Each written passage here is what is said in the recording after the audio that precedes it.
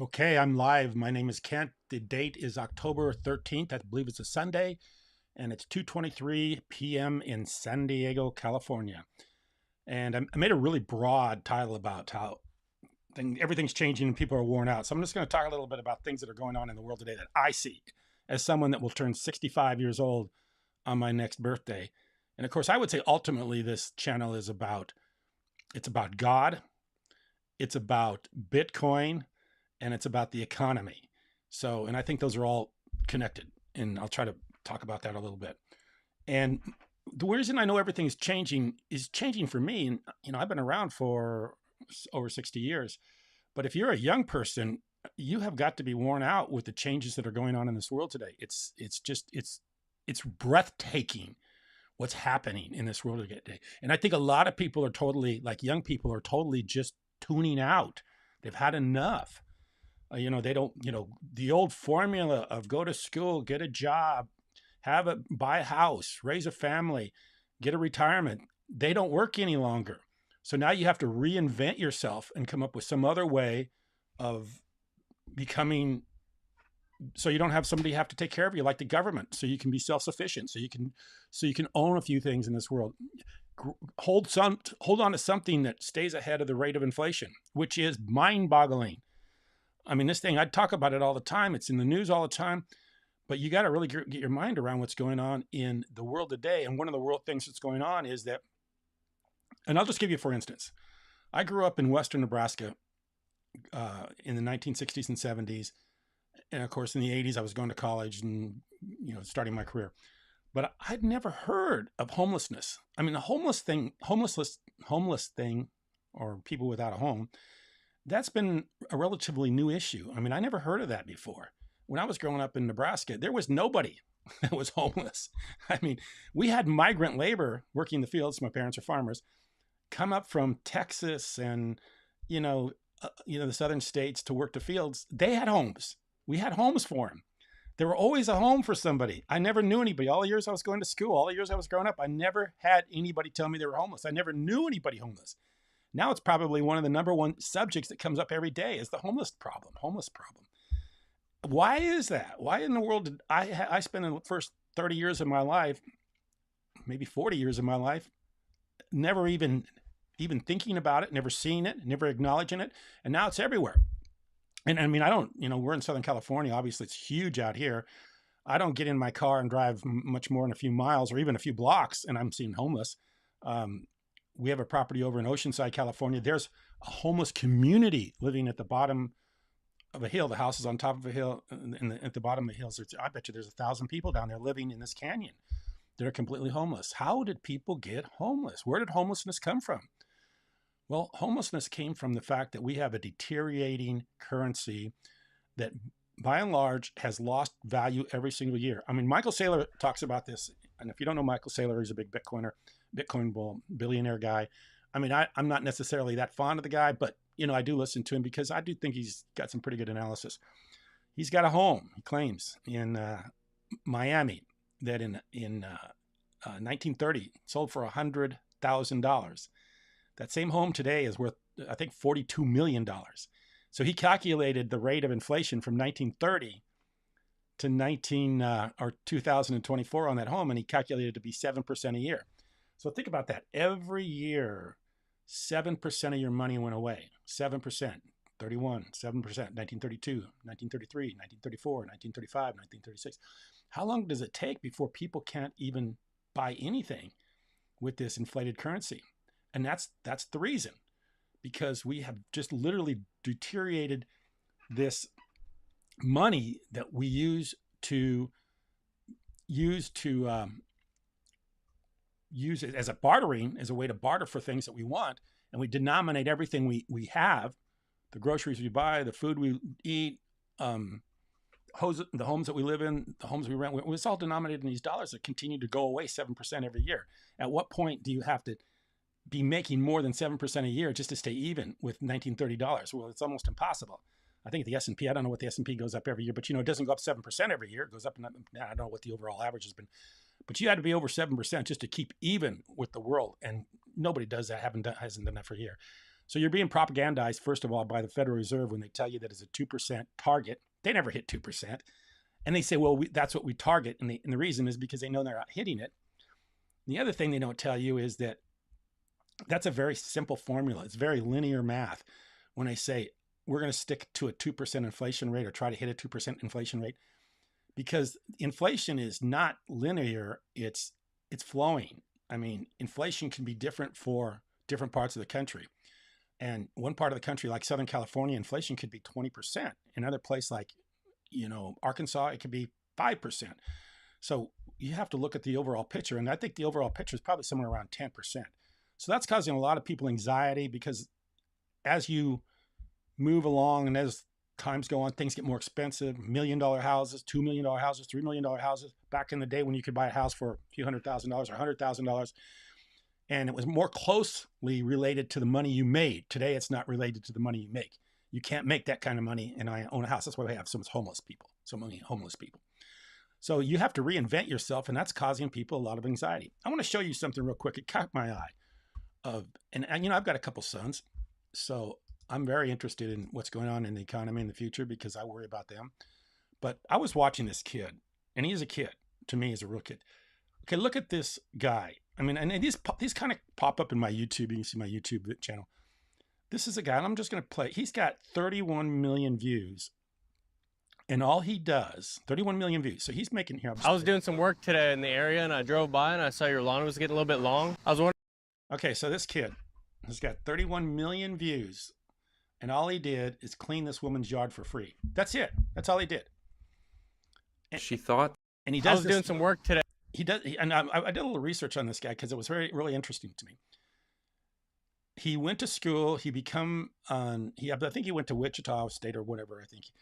And he actually didn't have money, but was able to kind of fund him by taking some tests and getting better scores. He was able to get the money to go to school. Got a college education, but then came back and started doing this. He kind of, I don't know if he was the first mover. There's been other people that do this too, but he's able to, for free, do these people's yards. And they love it. I mean, look at this woman. She doesn't look like she's probably able to afford much lawn work.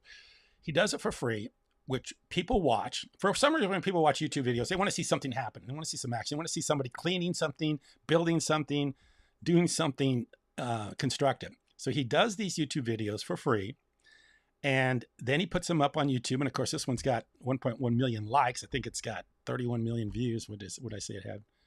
Yeah, 31 million views. So he's made more money from this video than he could have ever made if he would have been charging this woman by the hour or by the job to do this thing. So this is what people are doing to make it in today's economy. They're inventing themselves in a way that they're doing stuff like this. Now, you got to realize he's a first mover in this. If there's 1,000 videos, 2,000, 3,000, 4,000, 5,000, 100,000 videos of this, it's not going to be as popular. It's not going to get 31 million views. But instead of going out and saying, I'm going to start a lawn care business and I'm going to charge $100 an hour, $50 an hour, he's doing it for free and posting it on YouTube. And I think that's an ingenious idea. So this is what people have to do to keep up with this 7% inflation that we're having every year to try to make enough money to stay ahead of the game. He's making YouTube videos and getting 31 million views. Not only is he getting 31 million views. I was doing some work today in the area. If you look at his YouTube channel, if I can. I was doing some work today in the area. This is him. Like I said, it's out of Wichita, Kansas. There's some big YouTubers out of Kansas right now. I think Mr. Beast is out of Kansas, and there's a few others. So Kansas is kind of a hub for YouTubers. But if you look at this, let me see where I had more here. If you look at some of the stuff, he's selling merchandise.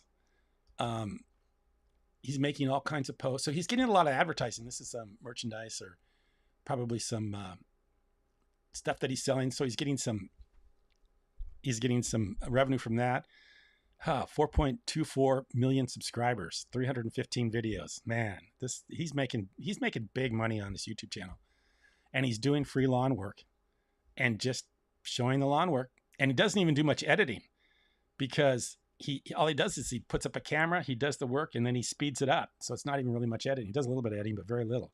And then he posts it and he gets amazing amounts of views and amazing amount of followers. And then he's building an audience and he's able to do other things like merchandise and do affiliate marketing, sell stuff like lawnmowers and weed eaters and all this kind of stuff. So this is what people are doing right now to make it in this inflationary economy that we got. And that to me is very interesting, that somebody has to go out and create that kind of idea in order to, he wouldn't be making it if he was just doing lawn work. But the fact he's doing lawn work and posting the videos, he's killing it. And that's interesting to me, because the formulas, like people have been taught, go to school, get an education, which he did, and he ends up doing these things instead, aren't working. So he had to revert to something like this in order to be ahead of the game.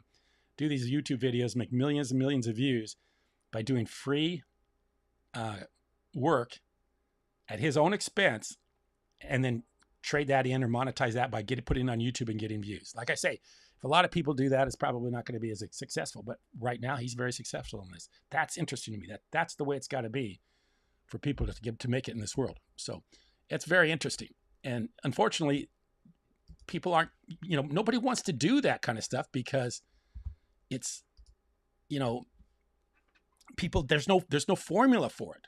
He had to kind of probably figure this out on his own by just going a little bit, do a couple of yards, posting it, seeing how it turns out, doing a couple, but nobody else was doing it. He's probably, I don't know if he was the first mover in this or not, but this is what people have to do in order to stay ahead of the world. If they don't do that, then they're slowly getting behind.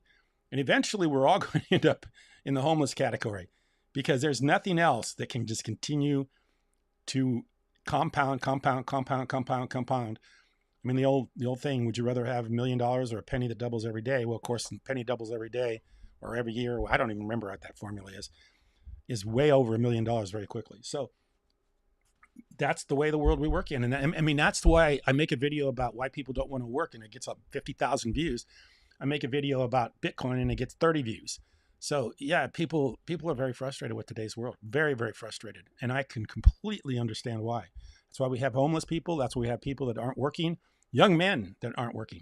People that are in the prime of their life not working because they don't see any value in it. I understand that. I mean, if you can't buy a car, you can't own a house, you can't even take a girl out on a date for the amount of money that you make in today's world, why do it? Especially if you have any kind of expenses at all, you have any overhead at all. There's no value in it. So if there's no value in it, why do anything at all? Why not just, hey, rather than waste my time working at a job and making nothing, why not just do nothing, play video games, do something else, unless you come up with an idea like this guy. And there are people coming up with this idea. This guy happened to be lucky. He came up with the right idea that people like to do. And I would say, if you're going to do something like this, do something that the views, and I watch YouTube quite a lot. I'm very interested in YouTube because I like YouTube. I've been on YouTube for a long time, and it's free. This guy's posting these videos, making millions of views, getting all this attention, and he's not paying anything to have these videos up. No server costs or anything like that. It's completely free. He's monetizing his time, and he's also creating an advertising place to advertise, so people buy stuff from his activities. So yeah, that's pretty ingenious. So come up with something like this. So come up with something where you're doing something, building something, refurbishing something, showing some activities. People on a computer that are watching, they like to see activities. I think that's a great way to go. And then if you can ever accumulate any money, of course, you got to find something that keeps ahead of that 7% a year inflation. And according to me, that would be the best thing you could do, is buy Bitcoin, because Bitcoin can be bought in very small increments, $1, $5, $20, $20, $30. I don't know how small an increment you can buy on Coinbase, but open a Coinbase account and buy $100 worth of Bitcoin. I know you can buy Bitcoin for $100. I don't know what the lowest amount you could buy, but you can buy something. And hopefully that stays ahead of things. And if you don't do that, then you're just going to be falling behind and frustrated. And if you have your money in a bank, you're really going to be frustrated, because they're going to take it from you. I almost said steal, but they're going to take it from you because you voluntarily decided to give your money to the banking system, and the banking system just said, thank you very much. And that's exactly what happened. Thank you very much. So I don't deal in the day-to-day. I always bring up this guy. It's kind of funny. Cryptos are us. I don't watch his channel, but I always get a kick out of this guy because he starts every channel with, I'm George, we're all George. And he kind of says that, but he's a kind of, I think somebody said, I put him up yesterday, talked about him a little bit. Somebody said that he's got good analysis. I think he's more of a micro guy. I'm more of a macro guy. I'm not a guy that likes to speculate and say, hey, buy Bitcoin today and buy Bitcoin, sell it tomorrow or something like that. I'm more of somebody that says, hey, just buy it, buy it, buy it, buy it, buy it, buy it, buy it, buy it, buy it. and it will work out.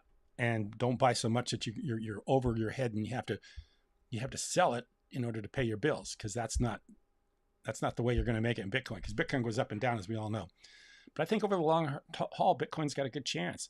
I always thought that the US dollar had long-term viability simply because so many other countries have rotten currencies and they like to trade the US dollar because it's so well known, like in Argentina, some of these other countries. Why hold their Argentina dollar? Because it's devaluing.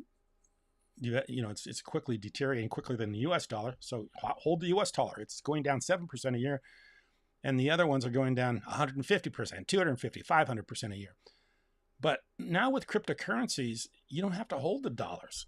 You can hold a cryptocurrency like Bitcoin and you can do better. Think about Bitcoin. Bitcoin is deflationary because every 4 years we have a halving and the rewards are cut in half and not as much Bitcoin is mined. So the amount is going down every year versus an inflationary currency like the US dollar, which is going up every year. People are going to start figuring this out, and we're not going to start denominating everything in dollars.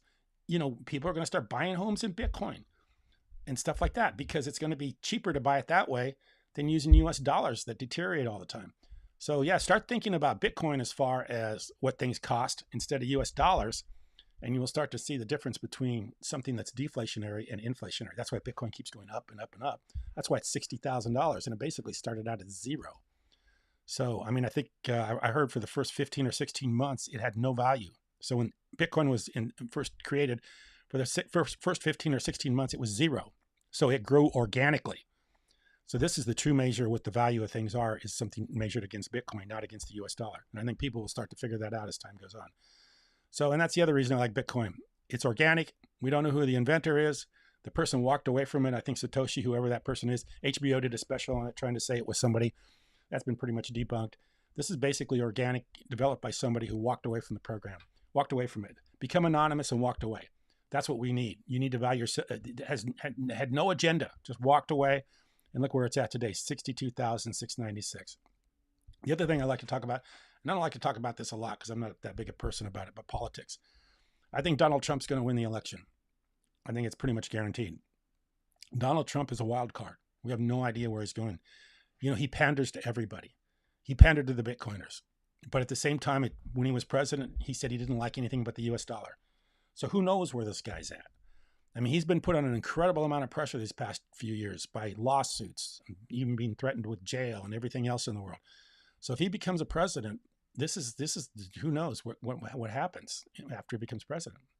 He could do anything. So yeah, this is putting the world in a lot of stress and putting us under an incredible amount of anxiety. And that's what the title of this video was. It was, people can't take it anymore. Just too much stress. People can't take it anymore. So things need to get figured out, quickly. And we need to quit being in the dark about where we're at and what's going on. We're in perilous times.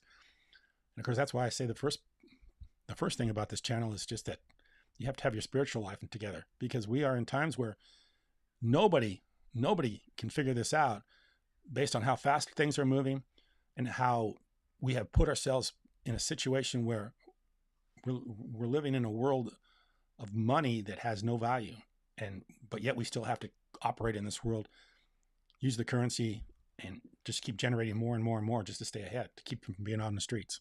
So this is not good times. I wish they were better. Hopefully after maybe some things will be defined after this election. We'll see. But I'm not holding much hope for it. I appreciate you watching. Thank you.